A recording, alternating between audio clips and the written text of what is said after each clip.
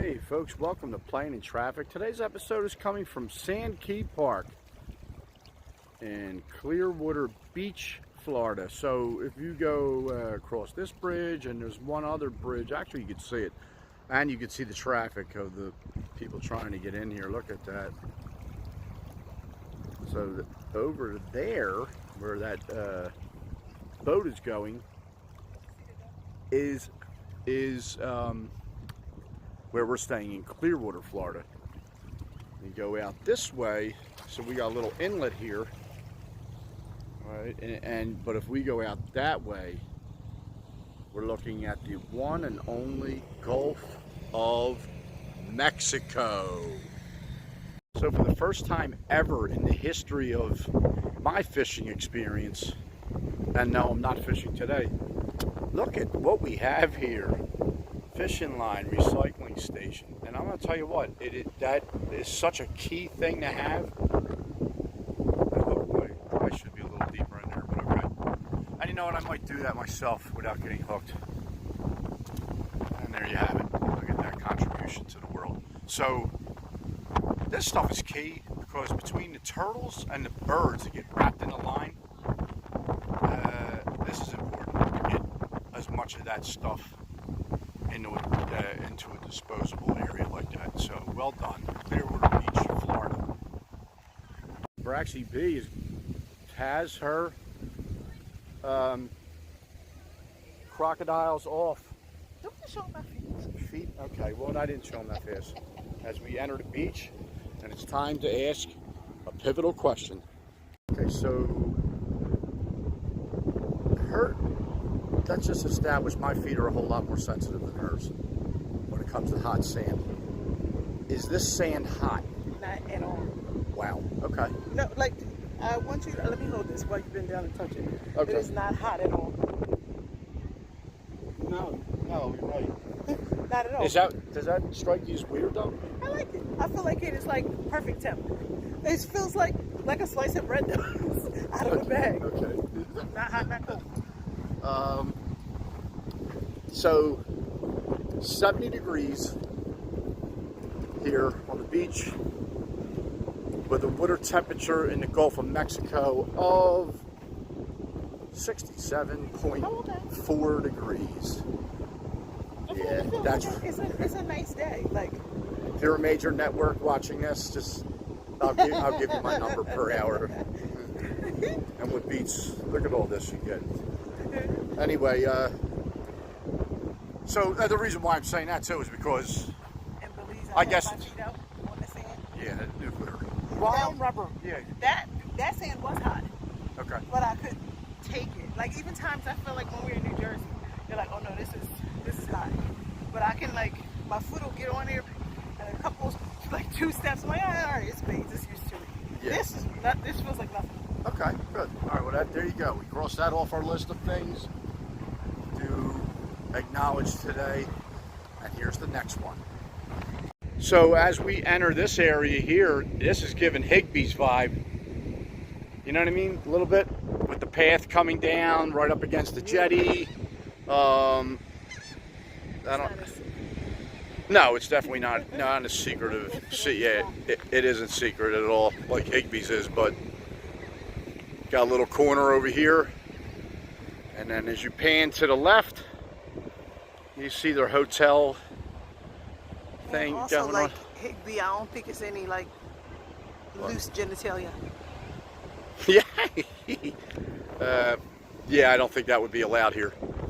There is the fact that Higbee's Beach in Cape May, New Jersey, is like the corner that I just showed you. That corner of the beach would just be kind of families and fishing and people wading in and out of the water.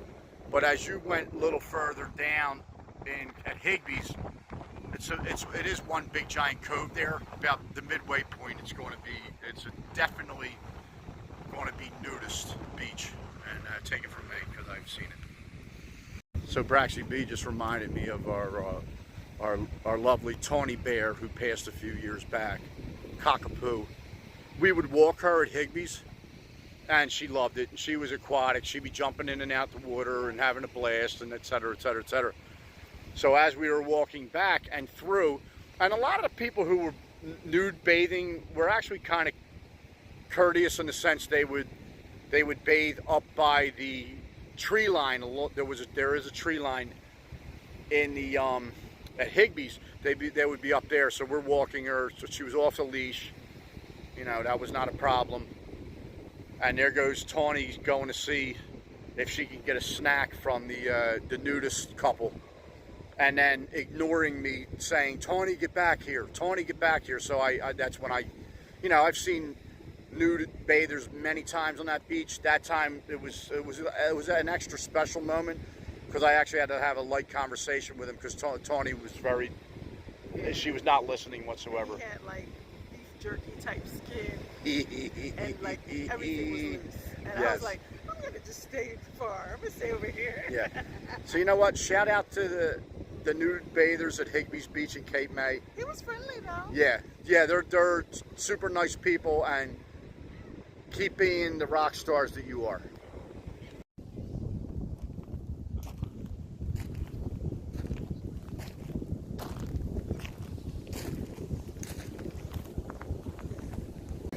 Oh, how wonderful it would be if I can get this, I'm going to say pelican, and he or she, they look like they are absolutely devouring something.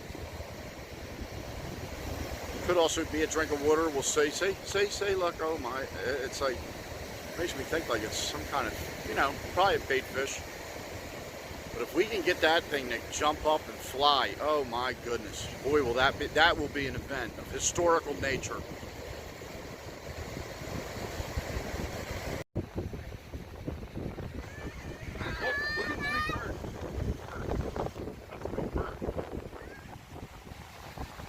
Wow. So I was showing earlier, there's a whole lot of pretty shells on the line, especially over in this corner over here. In the corner. Very, very pretty shells. Oh, there goes some monstrosities. Have just taken flight. Let's see if we can get it.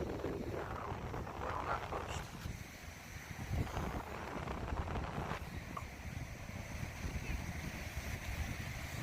Right on the post.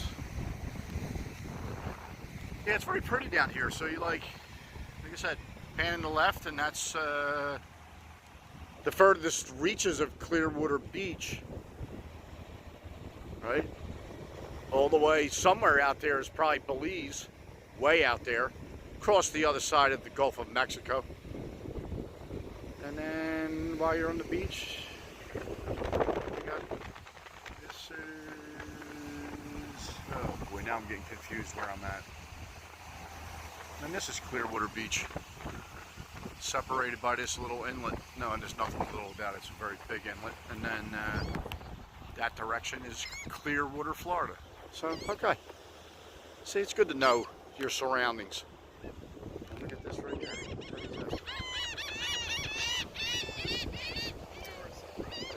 Let me get an interview with one of these seagulls. Listen, is there a point where you guys go back up north? And I want to show you my shirt because there's a point where if any one of these ferry folks here fly back up north, they're sure to try to eat this pizza when they get there in Wildwood, New Jersey. This is Max Pizza. My family's been enjoying Max. Some people may call it greasy kid stuff. Whatever you do call it, that's your choice. But Max is definitely our choice when I'm in Wildwood, New Jersey. And I actually got this shirt last year, pretty much their last day of the season. It was sometime in October or something.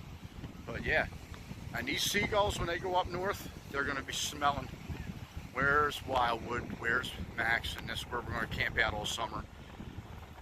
Because, as I told this in another episode of Playing in Traffic, one time when I was living there during the summer, I called home on a payphone, talked to my parents, around 18, 19 years of age, as I was looking out to the Atlantic with the phone in my left hand and a pizza on a paper plate in my right hand. The pizza then a seagull perched itself on the crust and started eating the pizza. People actually, I think there was a point where people thought I had a pet gull because it was there for a while until I turned around and went, oh well, okay. So there's that moment. It's a plane and traffic moment, a food moment. Food meets gull.